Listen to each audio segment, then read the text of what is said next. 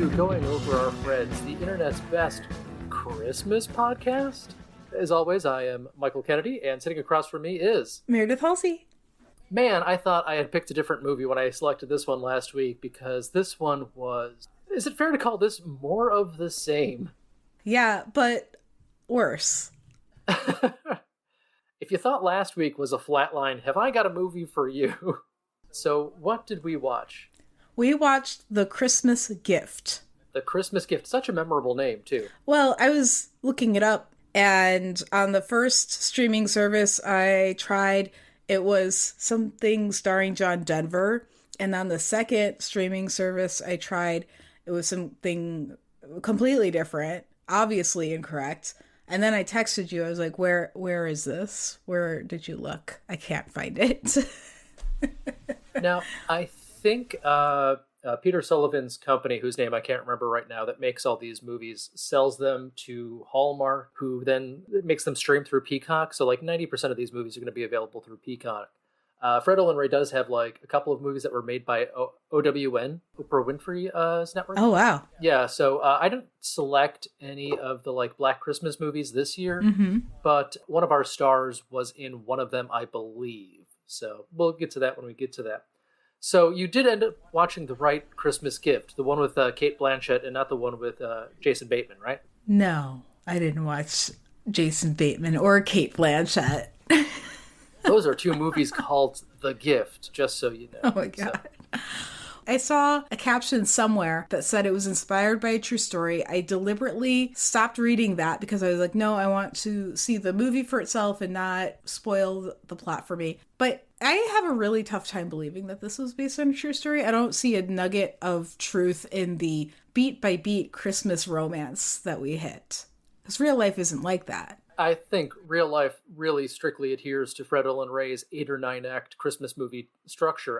How could you not? This is based on a true story in that it has been Christmas before. People have lived in California, and there used to be things called magazines. Okay, I guess that's fair. If that's what we're talking about, yes, I could see that somebody working for a magazine could have inspired a movie about somebody working for a magazine. Sure. The inspired by true events or whatever is like the first thing that pops up on the screen when this movie starts. Yeah. Too. So you were right to be distracted by that. I was completely distracted. The movie starts with a young boy named Wesley Hardin Johnson, who's packing up a Secret Santa gift plus an original poem in this black notebook. His parents are proud of him that he's being so selfless and Christmassy at Christmas time. Then we cut to the little girl who receives the gift and the poem, and she absolutely loves both. Did we establish why the little kid is giving gifts to strangers and who is on his list, or like how any of this is developed? No. Okay, so we don't know anything about these kids other than there are two kids and one gives the other one a gift. Exactly, yes. Did they give us a year? No.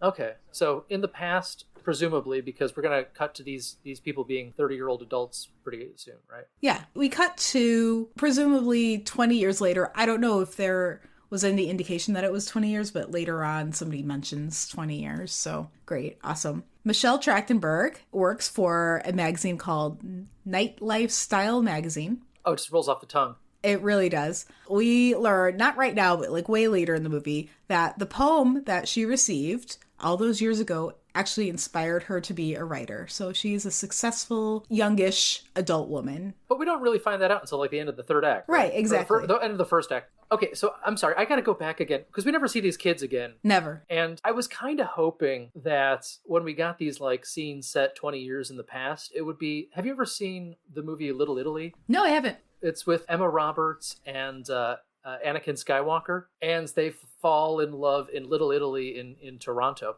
Aww. But the opening scene is them as kids, but it's playing like Mambo Italiano, and it's acting like it's the 60s, when the rest of the movie is set in 2020, and I'm like, wait... So I was kind of hoping we'd get a similar situation then, but like, you know, set decorating and actually pretending it's the past takes effort, and this is not about effort, this is about getting 3 scene shots and moving on to the next location. But you're making a really good point. In the past, movies had to be a much more intentional and deliberate about saying this is the past time period. For the past almost 30 years, fashion hasn't really changed. The biggest changes you're getting are whether women's jeans are high or low waisted or boot cut, flare cut, or skinny. But unless it was the early 90s, like anything from the mid 90s to now, a haircut is a haircut. There's not really a lot of distinct styling unless you're a pop starlet. Now, I've heard this Jason Pargin TikTok before about how, like, season 1 of The Office still looks pretty accurate. Yeah. I think you and I have to watch some post 9/11 horror movies so you can be subjected to the awful fashions, the frosted tips, and all the things you don't see, because fashion has just been one big melange for you since then because we're not in it. Okay, but frosted tips that was something from like NSYNC or Backstreet Boys. You didn't have regular people doing frosted tips. You had regular people doing frosted tips. I've never seen somebody do frosted tips until, what was it, last year when a friend of mine lost a bet. Oh my God. Well, okay, so it's kind of like you and I being our age. Mm-hmm. The music of 1985 and the music of 1992 are completely different worlds. Yes. But, like, the music of 2013 and the music of 2006 are basically the same to you, right? Yeah. Yeah, exactly. We're not in it. I refuse to believe that. That's terrible. Are you calling me an old? I am older than you, so yes. It's so rude. And Jason Pargin is older than both of us, which is why he also doesn't see it. Well, clearly I've just, like, completely internalized his TikToks because I thought that was my take. Yeah, see, you read the book and you've internalized his whole personality in your head. Oh, God.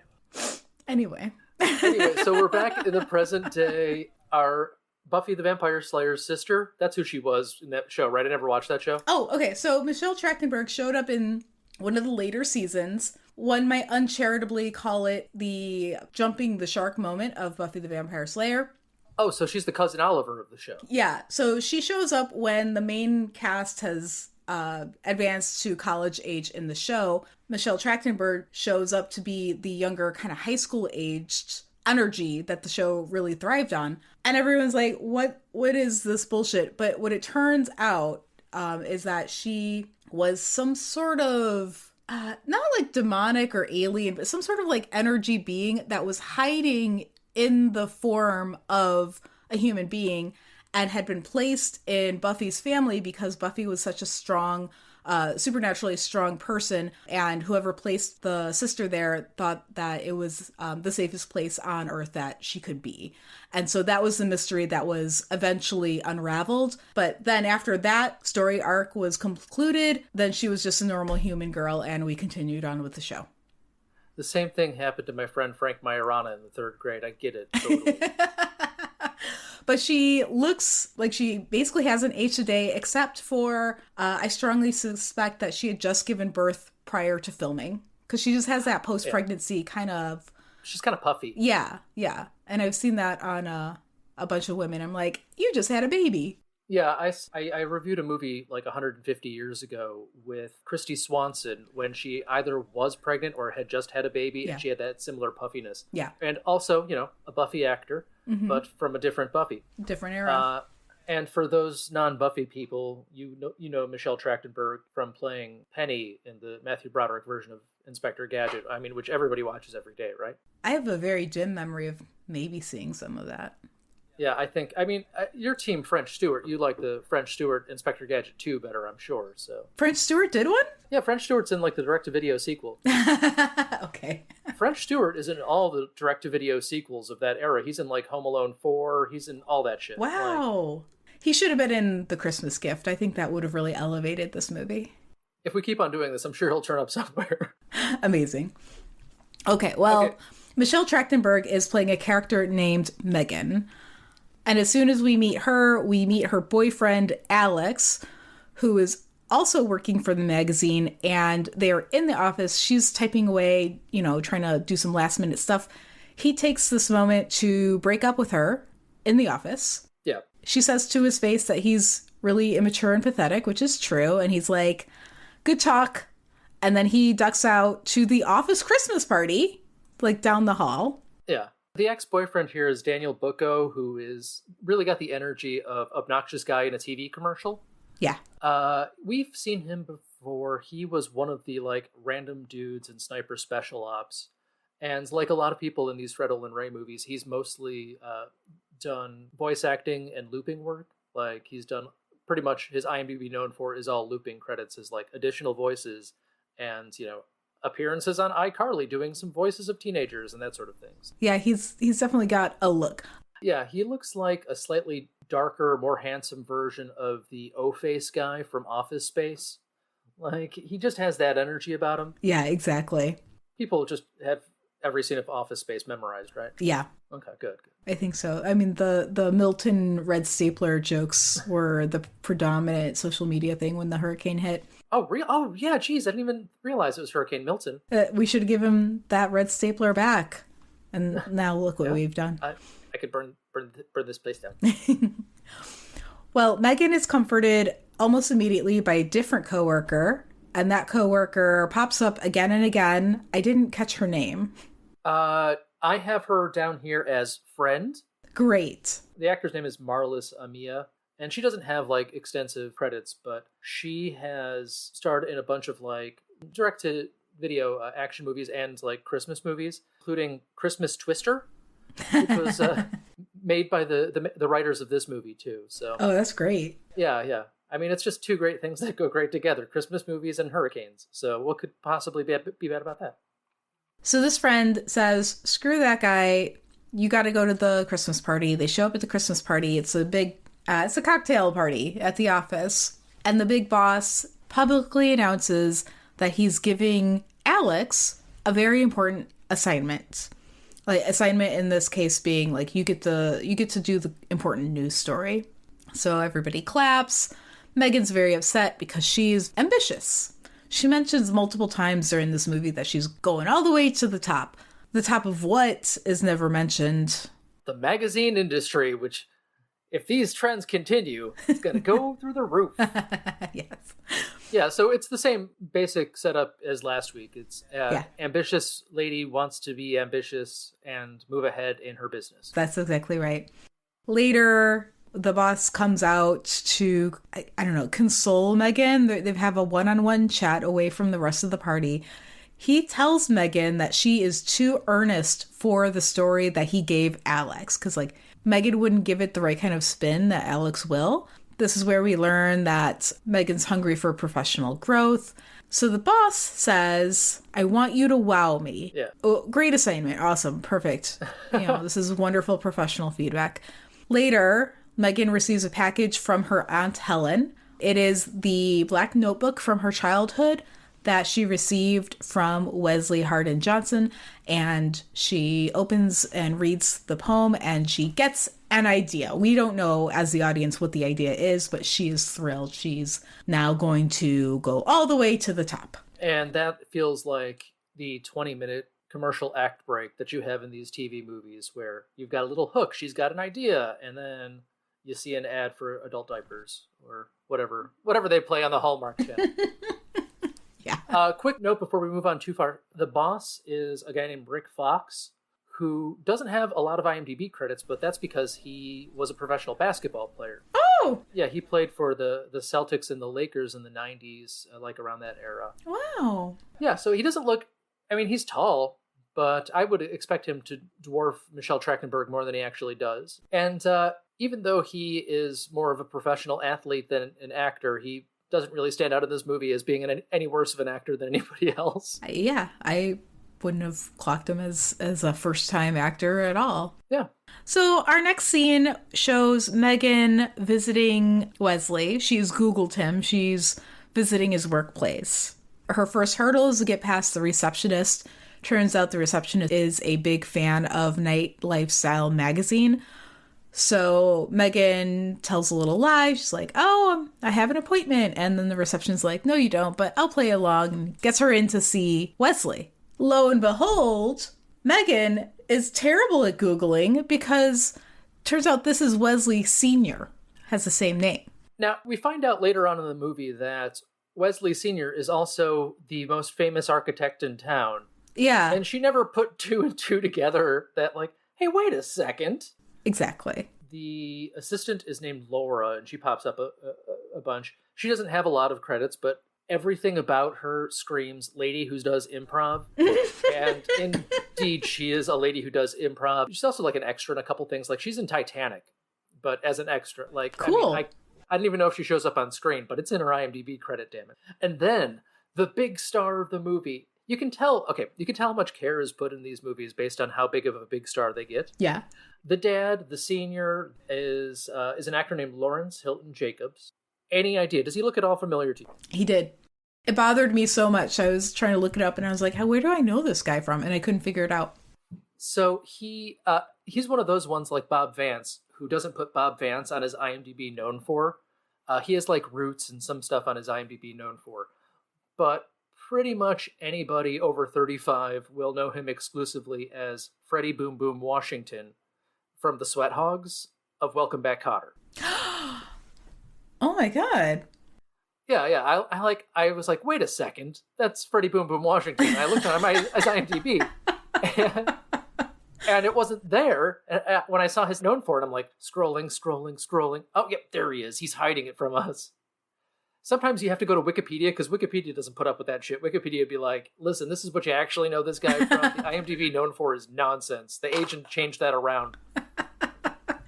That's incredible. I grew up watching Welcome Back, Kotter, but it's been well over 30 years since I've seen an episode. Well, and all of the Sweat Hogs had catchphrases. Yeah. Do you remember Boom Boom's catchphrase? No, I don't. He would flirt with a girl and he'd just be like, his voice would get all deep and go, hi there. So he said hi there so that Joey from Friends could say, how you doing? Exactly. And Horshack could go, oh. So I guess this is our big star then, right? Yes, our big star who shoots for one day is Freddie Boom Boom Washington. Yeah, incredible. So, man, it kind of makes me feel bad for Michelle Trachtenberg. She's got to do all the heavy lifting in this and show up more than one day. Yeah, exactly. Right after having a baby, no less. I know. Well, babies ain't cheap. Yeah, that's right. Maybe her SAG insurance was going to expire. Oh, gosh. Oh, that poor girl. Well, Wesley Sr. points Megan to Wesley Jr., who is running Meadow Glens Children's Center. So this is a place for foster children who have not been placed in their forever homes. They did use the term forever homes, which I thought was used only for pets, but I guess it's also used for human beings. Explain the difference. I don't know. It's all the same. I mean, maybe the pet fostering took the terminology from the human system, but I did think it was odd because I'd only heard it in the pet context. So, but finally, we have a Christmas movie where our love interest, spoilers, is a somewhat handsome man with no character flaws who works with poor children, even though he could be spending his time being ambitious and making more money. This is the exact same protagonist we've had in every Christmas movie. I guess the prince wasn't quite that, but he was more of a playboy who had to learn his own stuff. But playboy who had to learn that he had a heart of gold. Yeah, so it's either princes or privileged people who are using their privilege to help children in need. All we want for Christmas is a perfect man. Is that too much to ask? Well, I mean, you're going to get Iowa perfect man and not like New York perfect man, I think. Well, this is a rich perfect man. It's a regular Ohio 7. Ohio 7. Okay, Wesley Jr., Ohio 7, is very excited to meet Megan, and he assumes that she's there to do a human interest story about the kids. So he's just like, great, more publicity to help the center, because he's all about the kids. Megan, who is there to maybe do something a little bit more personal, puts away the journal that she'd been like bringing out. She's like, oh, no, yes, of course I'll do a story about the kids. Great, awesome, yes, totally. And immediately, like, Wesley has to put out a fire at the center with one of the kids. Oh, not a literal fire, though. Yeah, the kid is being arrested. He was busted for shoplifting, and instead of arresting him, they brought him to the home and said, like, we got to rectify this. Yeah. This is basically the same scene as A Princess for Christmas when the kid steals the Magic Beauty and the Beast mirror. It is, but this time it's a snow globe. Yeah, he steals a $20 snow globe to give as a present to Boom Boom Jr. I forgot what the man's name is. Wesley Hardin something. Yeah, just call him. I've been calling him Wes. Wesley Senior and Wesley Junior. Wes. But and this is a chance for Fred Olen Ray to hire another one of his buddies. Reynolds, who hauls him in here, is Cal Bartlett, who is our sheriff from Shooter, famous for eating the sex worker's butt. Oh, that guy. Yeah, and he was the kind of like sheriff of Droid Gunner too, who gets in the shootout at the end. Yeah. So he makes a little appearance. He gets his paycheck, and he eats dinner with Fred Olen Ray, and they all go home. Yeah. So wonderful. This is just cementing what a good guy Wesley Jr. is. He says, "I cannot accept the snow globe because you stole for it," and but he keeps the snow globe, but like keeps it in the bag. I don't really know what's going on there, but anyway, the kid is properly shamed. The kid's name is Chase. He comes back later. Did Chase turn out to do anything later with his career? I did not bother to look up That's Chase. fine. I will say, usually the kid actors in these things eventually get emancipated from their horrible parents and live happy lives. So. Good for them. I hope the same for Chase.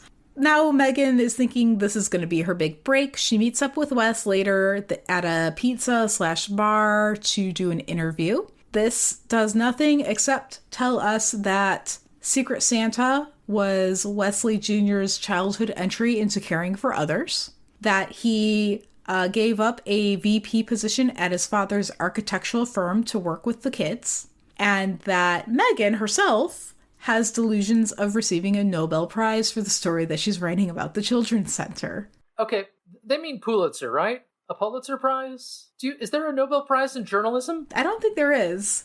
And why would they give it on Nice Man Helps Kids? It's a real groundbreaking story. In a lifestyle magazine. Yeah, I mean, it's like giving Parade Magazine a Nobel Prize. A Nobel, yeah.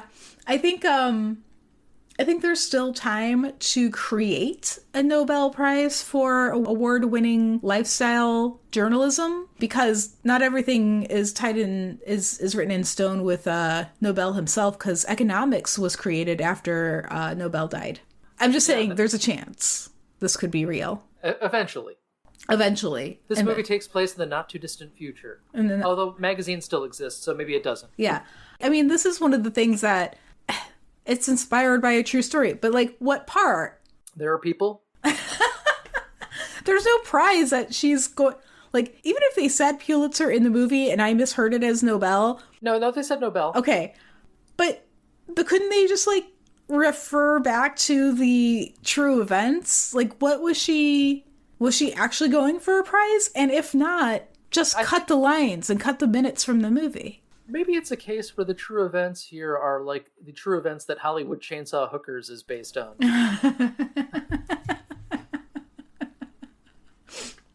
It really happened, I swear. just like I said.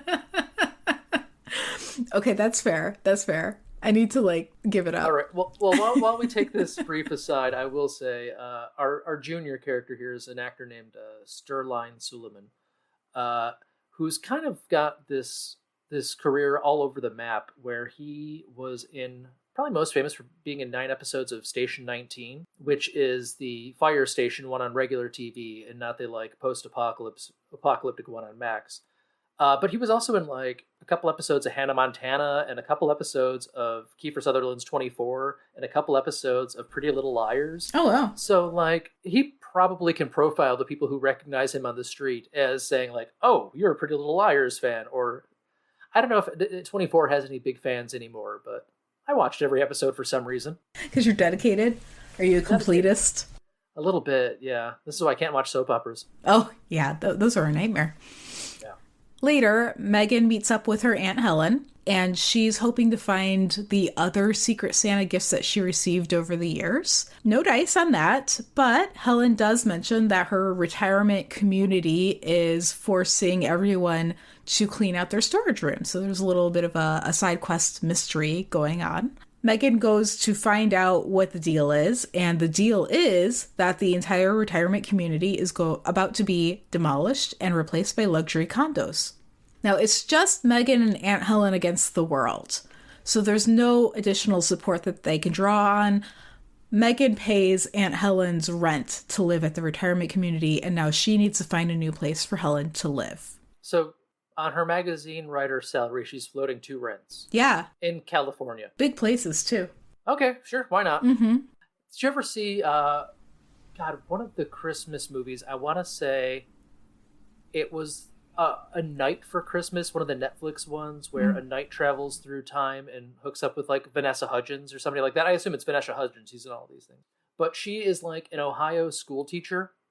And even though she is single, she lives in a giant house by herself that has its own guest house. Wow. And I'm like, what? They must have a really good teachers union in Ohio. Yeah. Or she retired early from a much more lucrative career, and being a teacher is just her hobby job. Or generational wealth. Also likely. Okay, so right now we've got our big, I forget which act this problem is introduced in. You know, since there's not much that happens in this movie, I will have to breeze through all the 8 or 9 acts of a Fred Olin Ray Christmas movie. So we can see if we can pinpoint how well this one sticks to the formula. Yeah. So. Megan meets up with Wesley and learns that her story prompted a large donation to the Children's Center. So she already wrote something, published it, and as a result, Wesley Jr. got a $5,000 check. So he's like, yay, you're my new best friend. Want you to stick around, do more stories. So she's like, awesome, I would love to do that. Also, I'm secretly falling in love. She pitches a follow-up story for the next issue of the magazine, which is the Christmas edition. This is important because she's under pressure and it's a tight deadline. And the Christmas issue of the magazine is a big deal. And I do recall back in the day that each magazine would do something special for its season. So Vogue would have the September issue because that's the beginning of the fashion year. So for Night Lifestyle magazine, evidently that issue is Christmas. And this is one of those magazines that's on the internet, but also seems to come out every 3 days or something like that. Uh-huh. Yeah. Yeah. And because usually the Christmas issues of things come out in November, not, Christmas Eve or Christmas, whatever the hell we're supposed to be. Yeah, we're supposed to be really close to Christmas. Everything's already decorated. They've already had their Christmas party. Yeah. And they're still working. Yeah. So it must be the week before. Lots of stuff happening. Anyhow, so the follow-up story that she pitches is focusing on specific kid profiles with this explicit goal of finding homes for the children. So Wesley Jr. is super into it. They discuss the quirks and backgrounds of some specific kids, but, it's just kids need homes.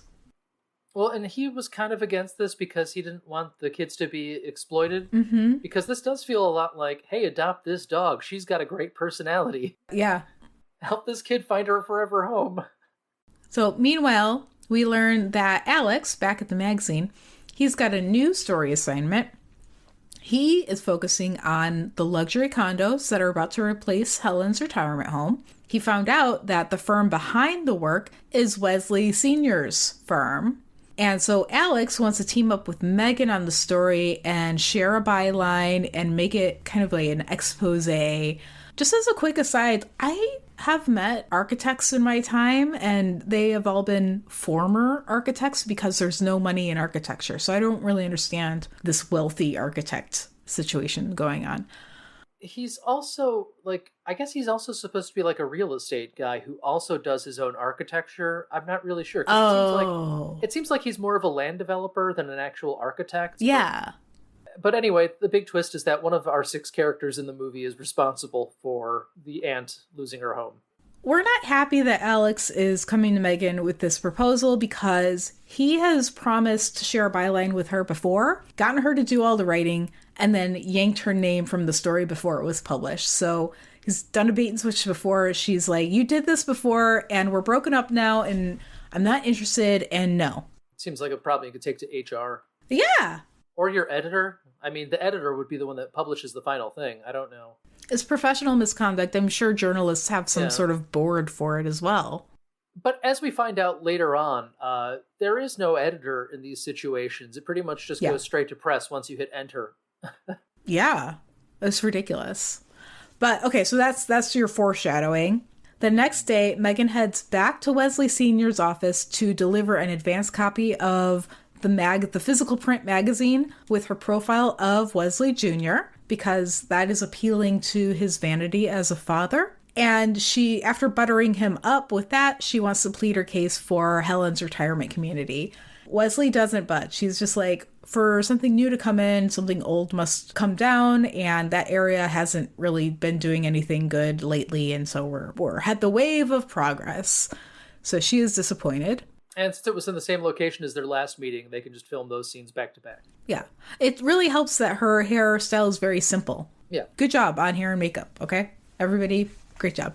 It's... Okay, no. Hold on. No good job on hair and makeup, because every close-up shot of Michelle Trachtenberg looks like she's got spiders coming out of her eyes with the amount of mascara they put on this poor woman. Like, it is distracting.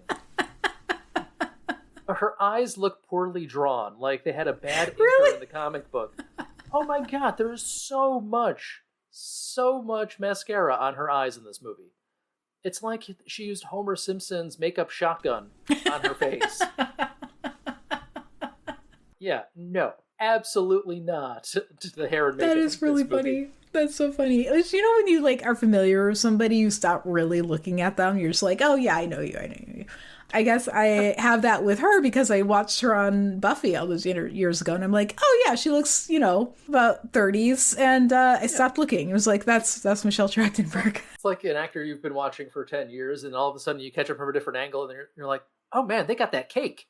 The first story's been published. Now we have to write a story for the Christmas issue, and Megan starts her research for the next story by showing up at bowling night for the foster kids with Wes Jr. We learned that Wesley finds his work rewarding, and he didn't find his father's line of work rewarding. So it's all about that dopamine response, not about money. He's very protective over the kids, and this is where we learn he's like, I don't want the kids to be exploited.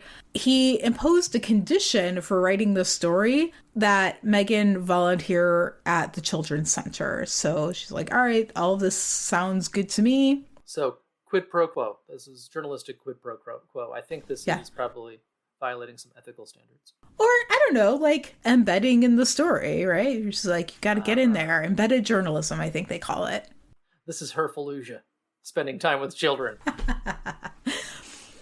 We need to spend more time learning about Megan. So her friend, who we met earlier, who I guess never got a name, pops by with a bottle of wine. Like a friend does. Just show up. It's totally great. The friend's name is Nina, according to IMDb. Oh, Nina. Okay.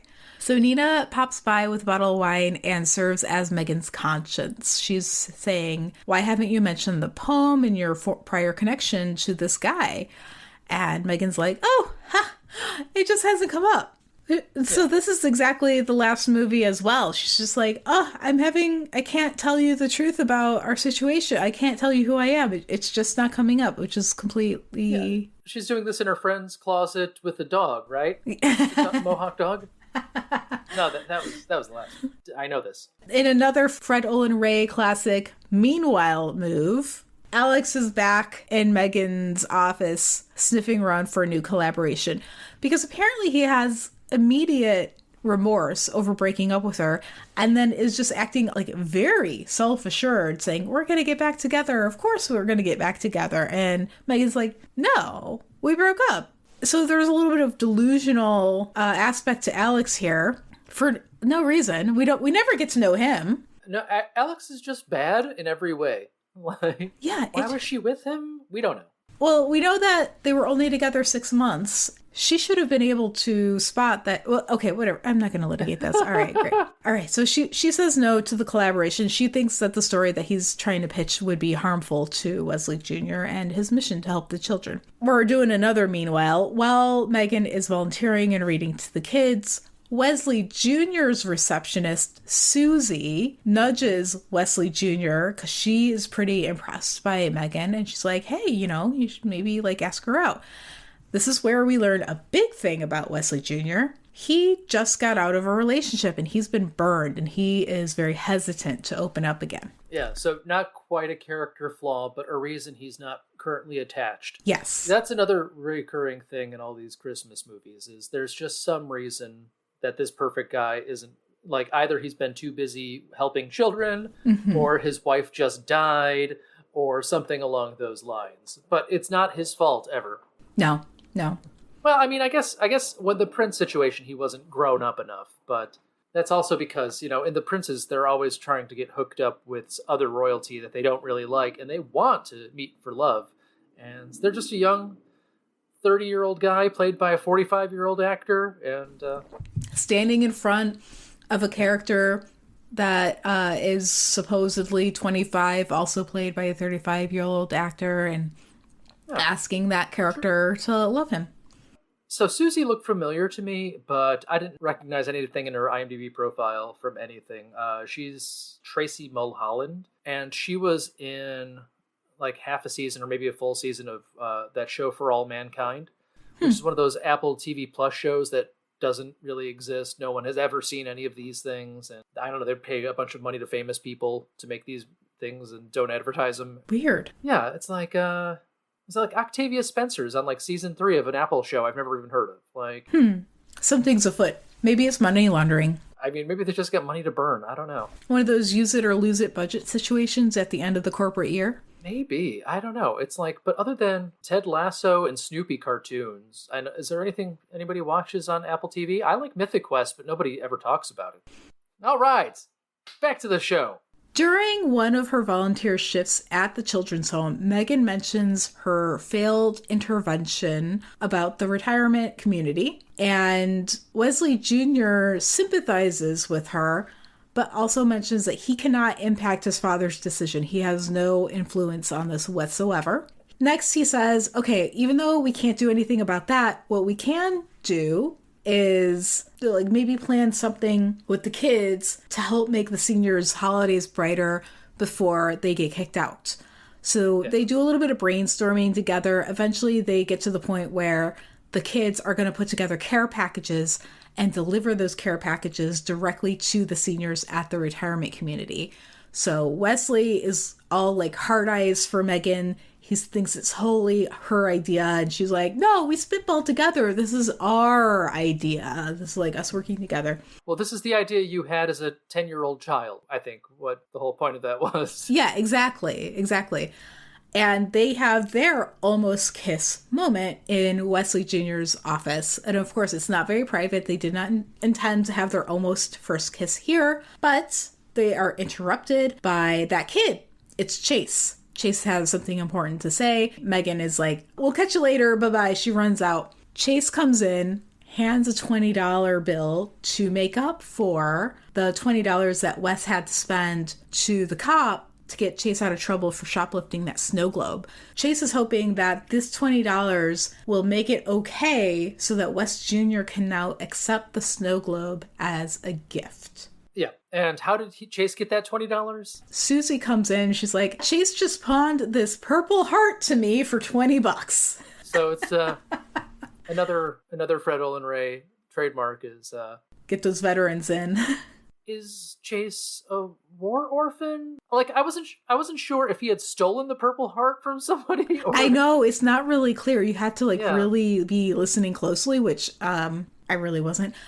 It's impossible at this point in the movie to pay close attention, let's just say. So it turns out, I think Chase's mom had died some years before, but the reason that Chase was in foster in the children's home is because his dad had recently died in war. So Chase himself received that Purple Heart because it was his father's. Oh. And so what we now know and what we're so sad and broken up about is that Chase felt so strongly about making the snow globe situation right that he pawned something of great personal importance to do that. And Wesley Jr. wears the Purple Heart and gets accused of stolen valor. And that Purple Heart was earned by Chase's dad, who was defending America in Abu Ghraib until he was killed by friendly fire. That's in the subtext. That's all in the subtext, so... she had made a bunch of poor orphans make gift bags for the elderly who are about to be unhoused. so they'll have other things to throw away as they have to get kicked out before the bulldozer takes down all their stuff. Yeah, it's these pre-made boxes, and they like dumped handfuls of candy and stuffed animals into them, which is exactly what every old person wants, candy and stuffed animals. But nevertheless, at the retirement community, everybody is just so delighted because the kids are interacting with them, and old people are very gracious and happy to speak with anybody. Retirement communities are, all the ones that I've seen are just really like sad and depressing, and nobody visits them. So this all tracks. Maybe this is the inspired by true events part of this movie. Somebody was once nice to an old person. Yeah, exactly. True events. Oh my goodness. We've got some more back and forth cutting, like whiplash between scenes and characters. While this is happening, Wesley Jr. visits Wesley Sr., who is very dubious about Megan's motives. He thinks that she's using Wesley Jr. as a way to get to Wesley Sr. and maybe bring down the company or blah, blah, blah. Get what you need out of her and then broom her fast. Yeah. So Jr. is like standing up for her. Senior gives Junior $10,000 donation for the Children's Center. It is evidently the first donation that his father has given.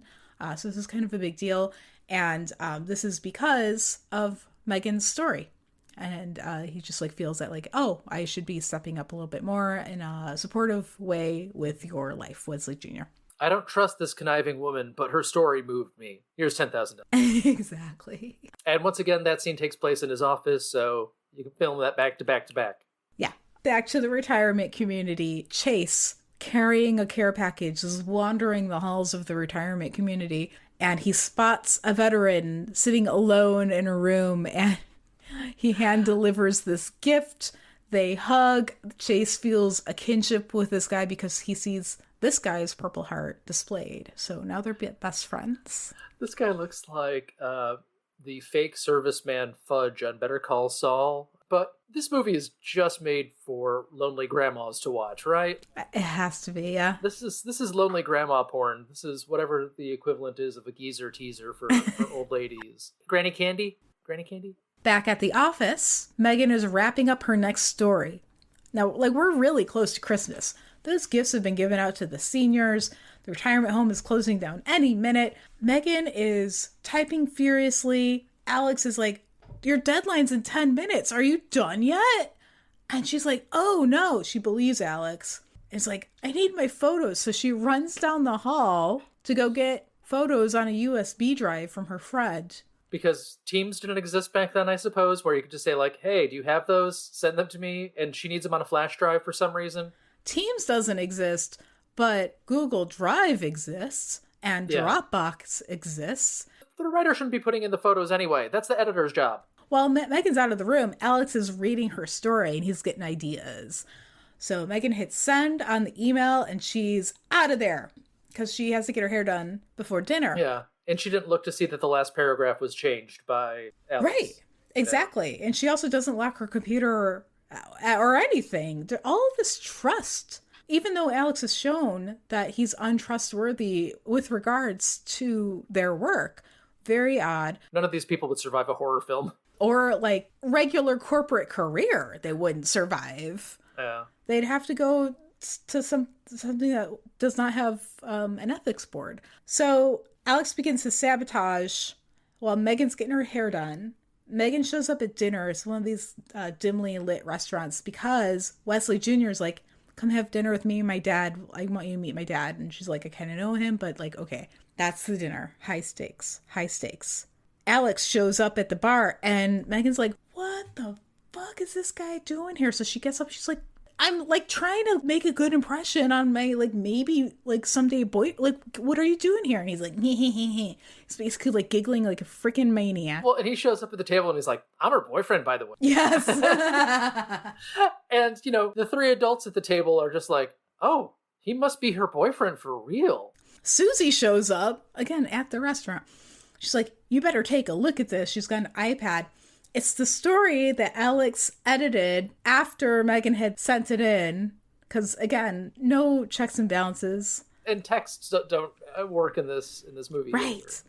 And this is a story that is kind of the expose of like wealthy father and do-gooder son collaborating to take the retirement community down, or something equivalent. They were saying the son is so great, but the dad is so awful. He is tearing down this old person's home. Can you believe that? Like, that was the paragraph that Alex added. But as this is happening, Boom Boom Washington has to stand up and meet another person who's run into this restaurant, whose name I don't remember, but he's another guy that was in Sniper Special Ops. Oh. And he's got like a briefcase that he's holding up. And, oh yeah, he was also he was the boat guy, the ferry guy in Deadly Shores. Yeah. So he shows up with a briefcase and he's making a dealing while all of this horrible stuff is going down. But it turns out he's made a deal for a different spot to build his condos, and he's not going to tear down the old folks' home at all, because that's the sort of thing you can just decide at the last minute. So after being interrupted by 4 different people at this one dinner... So Wesley Sr. and Jr. both believe that Megan has betrayed them, and they are like, no, we're done with you. We've repaired our father-son relationship, and we're walking out. So Megan is devastated. She goes to a different bar to drink. Her boss calls and says that Alex felt bad about what he did, admitted his actions to the boss, and that the magazine pulled the story from the website and it will not run in the print edition of it. And additionally, the magazine issued an apology. Yeah, because Alex was like, my bad, I didn't realize that you were changing your mind at the last second to not demolish the old person's home. Wow, gosh, what an asshole I am. And I'm like, wait, Alex is kind of right, though. He did want to smash down the old person's home and just had some mercurial last-second decision that changed his mind. There's no reason to apologize to Freddie Boom Boom Washington here. Well, he still had those intentions. He just didn't follow through with it. Alex did say that he was Megan's current boyfriend in front of the guy and father of the guy that she was trying to make her actual boyfriend. Well, yeah, but his journalism wasn't what the magazine didn't issue an apology for Alex lying about being her boyfriend, though, you know?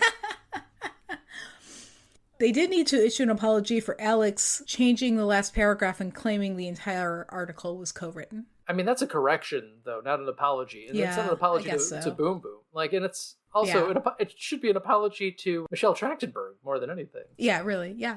Okay. But anyway, we end the same way as Christmas in Royal Fashion next, right? That's what happens? That's exactly where we were. We must be in the same fucking garden, honestly. Probably. It's Christmas Eve. Wesley Sr. sent a limo to get the kids from the children's home and bring them to his party with a bunch of movers and shakers. He also invited Megan to cover the lunch as a reporter, so she's going around clicking photos.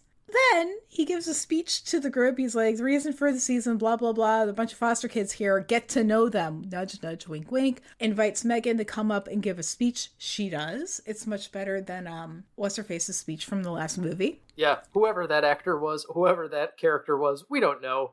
Blonde lady, maybe? Was she blonde? Yeah, she was blonde. So Megan apologizes for the magazine piece. And this is an apology to Wesley Sr.'s friend, so that makes more sense. And then finally reveals the black notebook with that poem in it that inspired her to be a journalist that she received 20 years ago from Wesley Jr. So this is how they find out that she was a Secret Santa gift person. Yeah, and it doesn't really have an effect on the plot at all. No, nothing. So we completely forgot. There's a whole character we have cut out of our recap here. I don't think so. What? It is Orphan Girl, who doesn't have to remember her lines. She is, quote-unquote, afraid to speak, so she pretends to whisper her lines into Michelle Trachtenberg's ear, and Michelle Trachtenberg's like, Mothra says that she's... Yeah. So she previously had talked about how she had a crush on Junior, and... The big climax here at the end is that she whispers into Megan's ear again and says something. And then Junior's like, well, what did she say? And she says, Shelley still says she has a crush on you, but that you're too old for her and that it's okay if I date you instead. And he says, what did you say to her? And she says something like, I told her I do have a crush on you, or something like that. Yeah. But if you watch that scene, Michelle Trachtenberg does not whisper anything back to that lady. She is starting this romance on a lie right here. And Junior watched the whole time, and he's like, what'd you say? He saw that she didn't say anything. You didn't say shit. Yeah. It is the most nitpicky thing, but it drove me crazy. I paused it and rewound it, and I'm like, she doesn't say anything. Michelle Trachtenberg's a liar. Well, that's how all great romances begin, on a bed of lies. So in this garden party, which I fully expect to see a cat walk in and models walking by on like Sears catalog clothes. Yep. Megan and Wesley Jr. dance because there's dancing. Sure, why not? Awkward. Senior gives his blessing somehow. Then they have there's a montage of Megan and Junior falling in love. Yeah, of the almost kiss that was interrupted by Chase earlier and like them bowling together.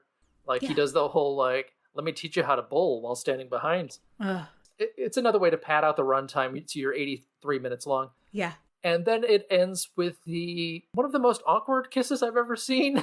I don't know, it's a bad angle, and it's like she's licking the front of his teeth. I don't even know what's happening in this kiss. I don't like it. It's upsetting. Maybe they only did the one take, and these two actors, it was their first kiss, and that's just going to be awkward no matter what, and then they called cut, and that's what they went with.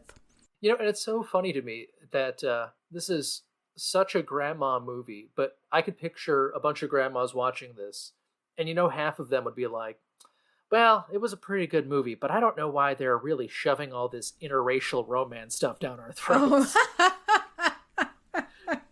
I mean, maybe this is just the old 80s where I grew up, but that is certainly what I can imagine half of my aunts saying. Yeah, but that's their generation, where Hairspray was the most revolutionary musical that you could possibly have, and when they made it into a movie, it was like, whoa, we're going back here with the interracial stuff, and...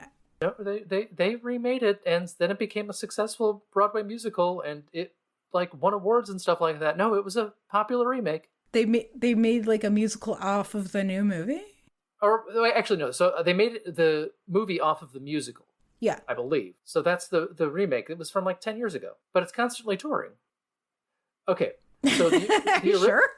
So the original Hairspray was in the late 80s. And it's with Jerry Stiller and Vitamin C and Ricky Lake. Yeah. And all those folks. Then they made wasn't that like from a Broadway musical, or was it just like a... Oh, no, okay. So it started as a movie. So it started as a John Waters movie in the 80s. It is not a musical. Oh. Then it became a musical because Broadway is constantly like, what movie can we turn into a musical? Sure, why not? Then I believe that happens, and then it turned into... They do like a quick turnarounds like they did with The Producers, where they turned that into a movie version with John Travolta in the Divine role, and Christopher Walken as Jerry Stiller, and Cyclops from the X-Men as Courtney Collins. Mm-hmm, mm-hmm. And it's still like touring constantly. It's a fun musical. Okay, I had it all. I had the order of events all wrong, because I'm now used to, like, Chicago was the stage musical, then it was a movie musical, and they didn't like make a new musical for stage based on the movie, but like I'm used to like things being on stage first, and then we're gonna like turn it. I'm just confused. That's all it is. I'm just a confused old woman. So it's basically the same thing. It's like how they turned Tootsie into a musical. Really? Yeah, it was really good. It wasn't like a huge success or anything like that, but Santino Fontana was the lead in that, and he was in Crazy Ex-Girlfriend, and he's the voice of the Bad Prince in Frozen, and he was really good in that show. Nice. They also made a musical version of The Addams Family. Weird. Yeah, with Nathan Lane and Bebe Neuwirth. It never really quite took off, so they didn't bother to put that back in. But yeah, anytime there's like an IP, somebody tries to turn it into a musical, or barring that, like a Broadway show. Like there's a Broadway show for Ghost. There's a Broadway show for like goddamn everything. Except for Roadhouse. We need Roadhouse the musical. All right. It is time to rate this movie. Yeah, we've had too many asides, so I will have to go back to our checklist of act structures in the future. Let's start with effort. How would you rate this movie? 4. They filled out the Mad Libs of this Fred Olin Ray act structure screenplay book with woman's job, magazine writer, prince's job, children something or other. Yeah. What does she want? To win a Nobel Prize. Perfect. No notes, no edits, Yeah. no fact checking. Yeah. All right. How about the quality/production value? Straight up 4. Like there's no effort into this. It's just like everything is done as quickly and as cheaply as possible. Yeah. Did it make sense? I think this might be a 4s across the board Oh, situation. wow. 4s across the board. This is what I'm feeling for this movie because it makes enough sense for Grandma. It also mostly makes sense because nothing really matters or happens. You didn't have to pay attention. Yeah. Okay. And then entertainment value? Also a 4. You can There you go. trying to pay attention to this movie is not going to work. That's fair. And do you have a question for me? How Christmassy is this movie? It's not very Christmassy. No, this is very much and also it's Christmas movie. Without a whole lot of ambiance. There were certainly some establishing shots of a city decorated in lights, and sure, they had Christmas gifts and a secret Santa, and Michelle Trachtenberg at one point was wearing a Santa hat for no reason. Yeah, and they did manage to shove a Christmas tree in the background. Like, I think Boom Boom Washington had a Christmas tree in his office and also in the vestibule of his office. But bizarrely, for the office setting and some of the other settings, you could have just put a bunch of warm white twinkle lights on it and it would have been a million more times Christmassy. And they just didn't. Yeah. So I want to say 3 because it happened to have Christmas stuff in the background. That's essentially what it looked like. Yeah, now I haven't really looked into it this much, but this feels like this is our 3rd movie of this season of the Christmas Gauntlet, and we're feeling the effects now. But it feels like all of these were basically filmed in the same small California town that is fine to have stuff filmed there. And I don't know if it's the same town or not, but until I know otherwise, I'm just going to call this all West Aurora. Since all the snowy ones are filmed in East Aurora, New York, this is just going to be West Aurora, somewhere in California. Nice. What if it is? What if there is a West Aurora? I mean, I'm sure there is a West Aurora somewhere. But... It's probably just north of West Covina. That's 2 Crazy Ex-Girlfriend references in one episode. Thank y'all very much. Well, what will we be watching next week? Next week, I believe it is called A Christmas Wedding Date. I don't have it pulled up with me. Okay. But this is at least a more high concept one because there are basically 2 schools of Fred Olen Ray. Well, actually 2 schools of Christmas TV movies altogether. One is it Real World? And 2, is it Magic World? And this is kind of a more Magic World situation. Oh, great. Awesome. It's going to be a little bit of a break. From the doldrums of busy businesswoman meets child worker. So yes. Ugh. Average woman meets perfect man. Things are perfect, perfectly happy ever after perfect. Yeah. Well, until then. Until then, I've been Kennedy. I've been Meredith. And keep watching the skies.